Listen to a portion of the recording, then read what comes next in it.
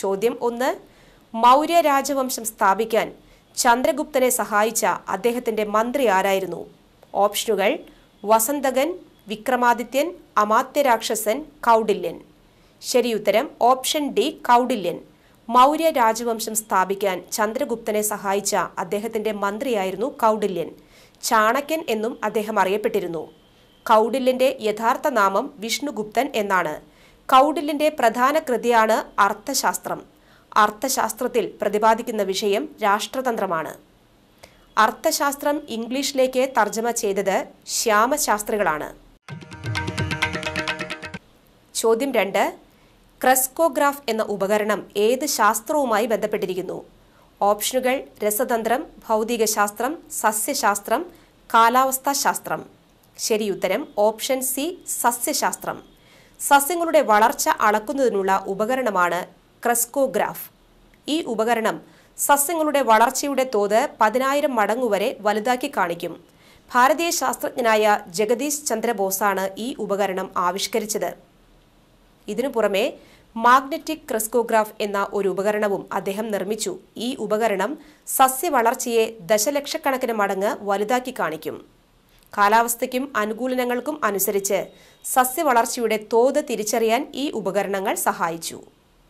ക്രെസ്കോഗ്രാഫിന് പുറമെ resonant recorder, oscillating recorder, set recorder എന്നീ ഉപകരണങ്ങളും അദ്ദേഹം വികസിപ്പിച്ചെടുത്തു. റേഡിയോ തരംഗങ്ങളുമായി ബന്ധപ്പെട്ട പരീക്ഷണങ്ങൾ മാർക്കോണിക്ക് മുൻപ് തന്നെ ബോസ് നടത്തിയിരുന്നു. ചാൾസ് ഡാർവിന്റെ പുത്രനായ ഫ്രാൻസിസ് ഡാർവിന്റെ ശിഷ്യനായിരുന്നു J C. Bose. 1896 London university doctorate ബിരുദം നൽകി ആദരിച്ചു. 1937 അദ്ദേഹം അന്തരിച്ചു.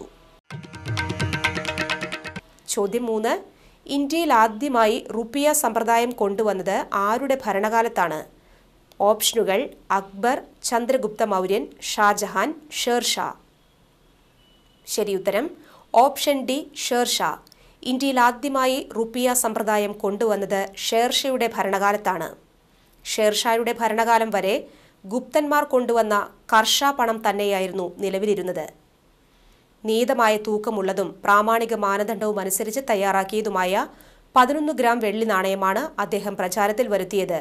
ഈ സമ്പ്രദായമാണ് ഭാരതം പിന്നീട് പിന്തുടർന്നത്. ചോദ്യം 4. ടെസ്റ്റ് ക്രിക്കറ്റിൽ 2 ട്രിപ്പിൾ സെഞ്ചുറി നേടിയ താരമേത്?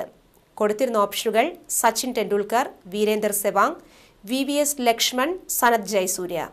ശരിയുത്തരം ഓപ്ഷൻ ബി, വീരേന്ദർ സെവാങ്. വീരു, നജഫ്ഗഡിലെ നവാബ് എന്നീ ഓമന പേരുകളിലും അറിയപ്പെടുന്ന സെവാഗിനെ ആധുനിക ക്രിക്കറ്റിലെ സെൻ മാസ്റ്റർ എന്നും വിളിക്കാറുണ്ട്.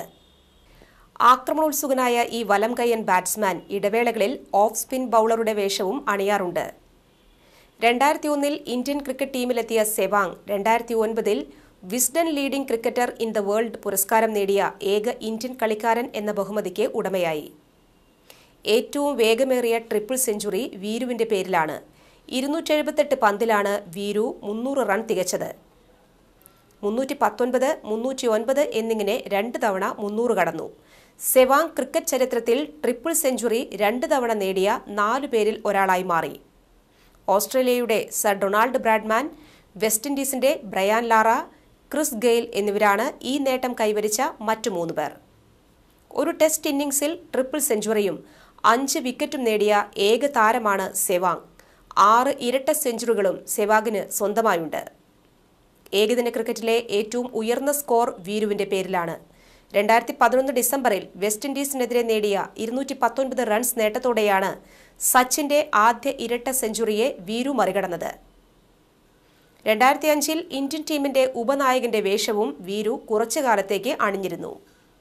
മോശം പ്രകടനം മൂലം വൈസ് ക്യാപ്റ്റൻ സ്ഥാനത്ത് നിന്ന് മാത്രമല്ല കുറച്ചു കാലത്തേക്ക് ടീമിൽ നിന്നും സെവാഗിന് മാറി നിൽക്കേണ്ടി വന്നു. ഏകദിന ക്രിക്കറ്റിൽ ഡബിൾ സെഞ്ചുറി നേടിയ ആദ്യ താരമാണ് സച്ചിൻ ടെണ്ടുൽക്കർ. ടെസ്റ്റ് ക്രിക്കറ്റിലും ഏകദിനത്തിലും ഏറ്റവും കൂടുതൽ റൺസും ഏറ്റവും കൂടുതൽ സെഞ്ചുറികളും സച്ചിന്റെ പേരിലാണ്. ടെസ്റ്റ് ക്രിക്കറ്റിലെ ഏറ്റവും ഉയർന്ന വ്യക്തിഗത സ്കോർ നേടിയത് വെസ്റ്റ് ഇൻഡീസ് താരമായ ബ്രയാൻ ലാറയാണ്. പുറത്താകാതെ നേടിയ 400 റൺസാണ് ബ്രയാൻ ലാറയുടെ ഏറ്റവും വലിയ നേട്ടം.